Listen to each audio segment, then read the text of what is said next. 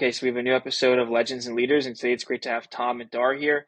You guys are two, interesting entrepreneurs. You've had exits in the data space before. You've worked with some of the most talented entrepreneurs in the world, being Jeff Bezos and Elon Musk. You have experience learning how these types of leaders operate, and now you're building a new type of AI startup to really help people get the right type of leads, to identify how to be able to reach out to certain individuals, whether it's businesses, whether it's wealth management. We've got some people working at Merrill Lynch and the Four Seasons, some really reputable places that are using what you're building. And I think you guys have built like a relationship map with over 300 million professional consumer profiles. So a lot of data got to go through. So I'm excited to have you guys here and to get into your story. For having us. Yeah, thank you for having us. Yeah, I guess it goes back to when we moved out from the Boston area, kind of fell in love with the internet early, personally, and Tom and I ended up working at the same company, even though we were on different coasts. It's Ziff Davis, who then subsequently got acquired by SoftBank, and that V1 of the internet revolution took off, and we were both very passionate about it, always wanting to be entrepreneurs ourselves. But SoftBank had encouraged us to go out and find and help fund a lot of the internet companies that were coming out in the mid to late 90s. And one of those companies that Darr had found was Elon Musk's first company called Zip2, based out of Houston. And, Elon, it was a directory. So I don't know if you remember back then, but everybody was very fascinated by directories, newspaper companies wanting portals, but they didn't have all of the data ready to be assembled. So it was a great business that ended up being sold to Compaq right after that. That's when Elon started his first X, which became PayPal. And so I think he must have, held on to the letter X so he could rename Twitter. But in any case, that was many years ago. As Darr was doing that, and he said, maybe I should head up north to Seattle to help a company called Amazon continue to move off the ground and run corporate development. And while he was doing that, I was working for a company called Reed Elsevier, which is a $60 billion media company. Most people know them for owning LexisNexis. And so I was helped start their venture fund and really investing in a lot of next generation at the time. So you're thinking like late 90s now, early 2000s, innovative technologies like a little bit of AI. AI has been around forever. It's now finally getting implemented, but NLP, entity extraction, crawling. And I remember calling Darr once and I said, hey, this B2B data industry at the time is pretty manual in terms of their collection and aggregation of data, but we can do it all with robots now. So, Amazon's not going anywhere. So why don't you join me in the East Coast and let's start a company? And that company was called Generate. Darr, I'll hand it over to you. That tenure that I had at Amazon was so incredible. It was like going to business school. It was what we used to say, it was like the largest startup I'd ever been a part of, because it was explosive. But the one thing that I got really passionate about was kind of just learning models around consumer data, consumer behavior, where Tom was on the B2B side, kind of falling in love with B2B data. And right about then, it was about 2004 or 5, Reid Hoffman was starting LinkedIn. And we thought it was just ingenious. We met with him several times just to understand where he wanted that company to go. We said, man, if you could build a prospect engine around that data, what we wanted to see were relationships from inside a company outwardly, as opposed to as an individual. Like what are the relationships my team has that LinkedIn isn't going to surface? Or if they are, it's going to be permission based. I've got to wait for Ben to say, yes, I'll introduce you to Tom. So that was kind of the first generation, as Tom said, of what we built at Aidentified, which was a very kind of simplified search engine. So if you remember back at the early Zoom, early Discover, Hoover's was the big player at the time. But combine that with what LinkedIn was trying to achieve. And I don't know, before we got too far, Tom, we ended up selling the company to Dow Jones. It had just been acquired by News Corporation. So that was kind of the first chapter, right, Tom? Yeah, that's right. Yeah, and then from there, we spent about 2 years with Dow Jones, and it was fairly chaotic because you had a two companies that had very different cultures, and obviously the acquirer is going to dominate. And so Darr and I were sniffing around for other opportunities, and invested in and became on the board of a company called Net Prospects out of Waltham, Massachusetts, and actually brought a bunch of our team over from Generate. And they built a team, ended up selling that to Dun and Bradstreet about 5-6 years ago. And Net Prospects was much like a company called Jigsaw, but just better technology. And then just shortly after that, some folks from Dow Jones came back to us and said, "Hey, what could you do with artificial intelligence and machine learning that hasn't been done before?" And with Darr's background in consumer and household and my background in B2B, we were scratching our heads saying, why haven't these two $100 billion industries been slammed together? And the answer is, it's really hard. And the key thing is you need some incredibly sophisticated matching algorithms to know that Jim Smith, who lives at 48 Water Street in Watertown, Mass, is the same Jim Smith that's a vice president at Polaroid down the street.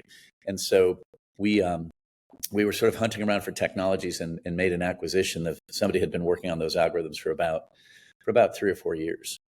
Darr, you want to?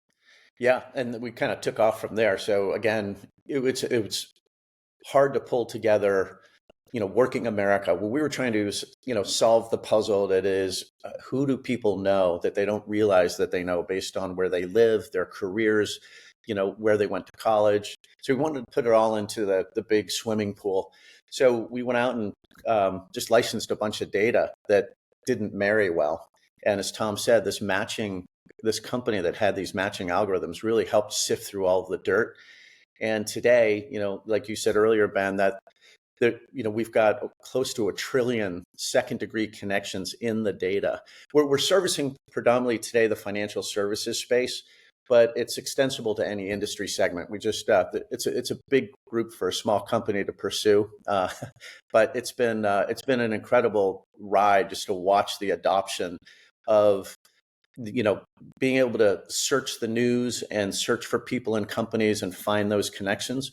We ended up buying another company that was in the news space. Was it 2 years ago, Tom? 3 years ago, I think, because we wanted to have actionable data too. So, hey, if Ben was part of an acquisition, or he just got a job promotion, or he sold his company or went public, those are great actions for sales, business development, and marketing people. So we want to share that news and then right away say, hey, how many people do I know at that company, or does my team know? And so that was really the root of it. Yeah, and the real IP, the matching algorithms, that's one set of the IP. So you can't build the database without it.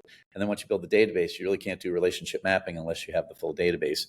But what we allow people to do is not just see how they connect to an opportunity, but as Darr said, certainly show me how my entire company. So whether you're a Merrill Lynch trying to figure out, hey, how do I break into to Airbnb, which is just about to go public? How does everybody in my ecosystem connect to that? But you also want to see who your competitors are and how they connect to those opportunities, so you can block if you need to. And then probably the more significant innovation is you can show how you're connected through your clients. And in financial services, that's so key. So you can't do any of this with LinkedIn. And so that's why a lot of our clients not only like the relationship mapping ecosystem that we provide, but as Darr said, all the actionable data. So, somebody once said, well, this is great. It's like you took Zoom information, smashed it together with LinkedIn, smashed it together with, pick your favorite consumer database, Equifax, Experian, and then just having it all real time, pumping in dashboard. Here are your priorities today. This just came over. These 3 people, this deal that happened yesterday. So it helps people prioritize as well. So how does the system, work? Like this technology, you got these algorithms that you acquired from this company, but like, how did you go and implement and build up this new type of system? Like, can you kind of share like the process of that, and like what was the MVP version of it looking like compared to where it is today? Well, it was sort of the third version of what we had built first. So, we understood what we wanted it to look like. Effectively, we built a system that we wanted as business development and salespeople throughout our career. And so the dream list really became, we gave the dream list to our CTO and say, okay, guys, this is what we want to build. And we've done a ton of research from our older clients and then our newer clients on what people wanted from a value proposition perspective. And it was always about saying, hey, I want to track my clients that I have. So if anything happens, we're going to get notified. If there's a new prospect that fits our target, we want that. And we want to really understand how everybody is connected to that. So, Darr, what would you add? Well, I think, MVP, the initial one for this company, for Identified, was really, we had this little, newsletter service. It was called Money in Motion, and it would deliver a very early version of relationship mapping that was tied to it. Like Tom said, I want to know how many people at Rivian, we have connections with, because it looks like they're going to go public soon. So it was marrying all of that actionable data, that sales enablement, to potential relationships. And that's what really makes our software as a service really unique in the marketplace. And Ben, I've seen you've interviewed a lot of people in this space, including Henry at ZoomInfo. So it's always great to get their perspective on where their roadmap is headed. For us, it's just like, let's keep discovering better data, more sales enablement, more ways to connect. So in our last, was about 18 months ago, we now have the influence of neighbors and community. And that's a really kind of special thing that nobody else does. Now we score it low. Everything has a relationship score because you might not like your neighbors, but it's just good to know, like, okay, I didn't realize that Sue Smith across the street, knew this guy that just got funding. Right. So why do you think that some of these other platforms haven't kind of taken in and prioritized some of these different avenues, like looking at who works for you or your clients and the relationships they have there, and and why have they not kind of implemented some of these things you mentioned? Why do you? I really think that a lot of the companies that are in the space now are sort of 10-year-old technologies, so relational database-based technologies. So, if you think of a relational database as a giant Excel spreadsheet, the more information you give to it, the harder it is to process and to search. And so if you're looking at 300 million people times 150 pieces of information about every single one of them, and you're using a relational database, it's not going to work. It's just going to spin. And, a lot of what Darr and I know about, the people who buy our products is they don't have a lot of time to waste waiting for a search engine to fulfill their requests. So AI and data lake architecture allows us to pinpoint, it's just lightning fast. And so I think that while companies like Zoom Information and people in this space are trying to make advancements using AI, I think to overhaul their entire system might really throw a kink in their basically the majority of their revenue system. So what happens is that high tech companies get picked up, and and perhaps there's M&A in the future, who knows? But it's a hard problem to solve. Do you give up your revenue base and try to launch a whole new platform, or do you try to do it while you're hobbling along? All these companies are outstanding, but we've seen a lot of innovation in this particular space, and now we've got people like Forrester, Gartner talking about relationship cloud, relationship mapping, stuff we've been doing for 15 years. But I think two things happened, Ben, that were catalysts to not being heavy in what we're doing for other folks in the space. The first was COVID happened, so a lot of the startups just didn't make it. They just they had great stuff, but they just couldn't get to the finish line. And then a little thing called Gen AI about a year and a half took off. So when all these guys, all these CRM companies like Salesforce, Zoom Information, they were in the lab. Like, you remember, like January of last year, like Gen AI was it. Like, if you didn't have a product team there and you didn't have a product rolling out in April in whatever form it was, you were not in the conversation. So we just stuck to our swim lane, trying to understand where and how we would leverage Gen AI. And then that's a whole nother interview. But the important thing is just having that core data set. It is hard to manage. So I think, you can't just come in and say, let's start this company without a significant investment. Tom, I think it's been 7 years since we started, right? Yeah. It's felt like what do they say? When you're in it, it takes forever, but if you look back, it's gone in a second. But yeah, so one of the interesting sort of outcomes of the pandemic is that people no longer sort of lived in the community they worked in. So people just took off, and so I think it was something like 38% of America moved, 43% of America changed jobs, all in a matter of 18 months to 24 months. And so now the challenge becomes, okay, so how Where'd do they we all go? find all these? Where'd they all Yeah. go?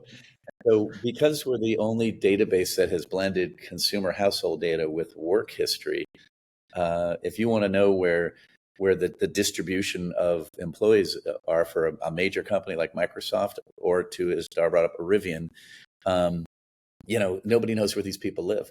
And all the B2B databases right now, like Zoom, like Dun& Bradstreet, they have them all living where they work. So if you work for Dun & Bradstreet, you live in New Jersey, but they make acquisitions, so their people are all over the country.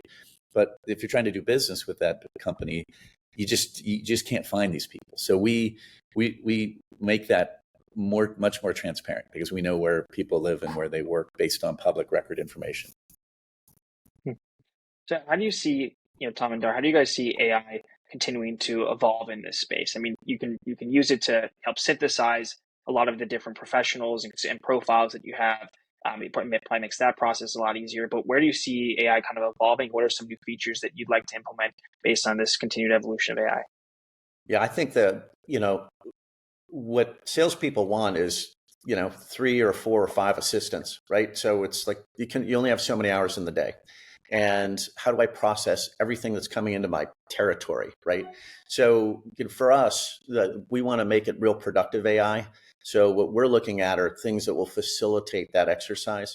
So every morning for the past 6 years, we've had a news service that would go into your inbox. If you had anything that was lit up in your territory, like these 3 companies raised a Series A, this guy changed jobs. So in order to process all of that, and that's when our product gets used the most, it's right in the morning, right when you're having that cup of coffee. So the open rates on these emails are extraordinary, like off the charts. So we know that we found something like we wanted, like Tom and I wanted, as Tom said, that could help us with that. I think for productive AI, we want to be able to have a guy just hit a button and say, just send a note out to all of those people.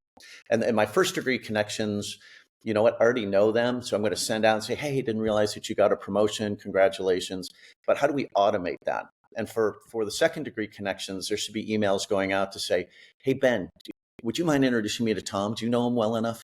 So that all gets automated. So you're just, the productivity that's helping in that sales role is monstrous. Yeah. And, people are now moving beyond, okay, what can I do with AI and my data set, to how do we dynamically track insights and analytics, right? So it moves from sort of a blunt instrument to a more sophisticated, right? Let's really fine tune, now that we have all of the data and it's more accurate than it's ever been. How do we serve up things that are, more insightful? And the versatility, I think, will continue to expand. So, yes, we're in financial services, but our clients outside of financial services are pretty wide ranging. As you said, 4 seasons. I mean, that's, we service luxury. We service, anybody who, whether you're Wheels Up, Gulfstream, those are big markets. Somebody is going to be leveraging our technology to launch a new next generation dating service, which is going to be fascinating based on what we have and what the rest of the industry doesn't have. So it's, and we're on the phone this morning with a healthcare company in life sciences who want to use the relationship technology to actually do research on how there's interconnectedness with your DNA. So it's the versatility. I think AI will just drive the sort of functionality, which is, again, just sort of a building block now, into, just a hugely sophisticated engine. And some of it's scary. And so we're going to try to stay in our swim lane, as Darr said. But yeah, it is fascinating. I think it's really about the team too, Ben. I mean, people talk about that, like, well, of course the team's important, but we've had the luxury of having a lot of the people in this company work with us at the last 2 companies. And that dynamic is hard to meet anywhere. So it could be a team of 2,000 people, but if there's not a good cultural fit, that's a problem. And I always, Jeff Bezos, one of the most important things he said to me was, and I was doing M&A for him. So he's like, don't blow this. A+ people hire A+ people. B+ people hire C+ people. And so that kind of stuck with me as we went in to become entrepreneurs. It's like, you always got to level yourself up, always find better than you are. And that's been a great guide dog for Tom and I for the last, 15 years now, Tom, right?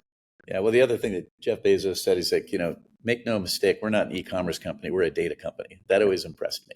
I said, yeah, at the end of the day, this is all about data getting moved around. And so when I called Darr and said, hey, 20 years ago, let's start a data business. He's like, well, why do we want to do that? I'm with the largest e-commerce company. And so anyway, it's data is behind everything. So, it's been fun. Yeah.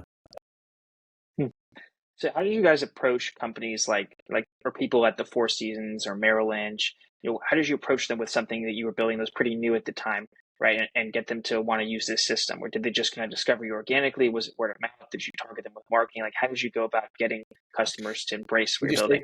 Yeah, it's a great question, but you kind of already know the answer to it. We eat our own dog food. So we're like, look, we're the best test people for this software. Let's make, who do we know? So we said, okay, let's look at the top 100 companies in the financial services industry as an example. Who do we have the most relationships at today? And so if you look at our 2,000 clients, most of them are from that short list. And then we got opportunistic as, people were looking for data outside of that space, like the Four Seasons Hotel. We've got a marketing side of our product. There's this data as a service that's super important piece of what we do that allow clients basically to learn more about their clients and prospects. And then we help build lookalikes for them. And the Four Seasons was interesting because they didn't have a lot of information. They kind of knew what the wealth and income were of their people, but they didn't know where they went to college. They didn't have work history. So we helped them really analyze, I didn't realize that our high value customer was a woman 40 to 50, who made this and went to an Ivy League school. So it was all that insight that we're trying to drive to lead to that discovery. Yeah. And, we continue to unlock and discover more areas where the technology can be utilized. So, if you've got inbound leads coming from a website, say your merrilllynch.com website, and you've also got them from trade shows and dinners that you've had, lead routing and scoring is critical. So how do we qualify that this person falls into the area that we want them to do? And then how do we route those intelligently to the people who have the highest outcome of bringing them in? So it's, I think we'll just continue to do that kind of discovery, both inside financial services and outside. Yeah, and that's kind of table stakes, right, Tom? What we do with that is we're like, okay, we see that this is happening now. How do we act on it? Who do we know in that particular space? So really, you're coming full circle on, what was simple enrichment. Yeah, and look, whenever you start something, and Darr and I had the benefit of starting two versions of this before we did this one. So we sort of learned some lessons instead of going to, call it Merrill Lynch in New Jersey and going to the C-suite. That sale is going to take 18 months because you've got to go through audits, you have to go through POCs, you have to go through trainings, you have to go through all of what they need to make sure that you're a company they can believe in. So what we learned is you really need to go to the branches. You really need to go out into the surrounding areas and all across the country and do trials with people and then have them report back up. Those are the really big banks. There's a huge number of people in asset management and private wealth who have much smaller shops. Those people are a lot easier to reach because I said, look, if you want the technology to get past and compete more aggressively, you should use this. And we give free trials, we do paid trials. So it's been 7 years. So it's been but word of mouth is finally catching up. And during the pandemic, the resources were pretty light. So we'd love to have screamed from the top of the buildings, but you have budget constraints. So now that's getting easier and easier as we continue to succeed. So just the last question I have, like at this point now, I mean, you've been building this, you mentioned for a couple of years, what do you aspire to build out and accomplish? Like, what are some areas that you're exploring that you want to be able to add in terms of features or new product developments? And what are your overall goals, for the company in the next 5 to 10 years? Yeah, it's a good question. As we looked at just the sales role, we felt like we really kind of nailed the use case for it. That was 4 years ago. 2.5 years ago, we said, okay, let's look at other verticals inside, functional roles inside a business. So marketing was the next no-brainer.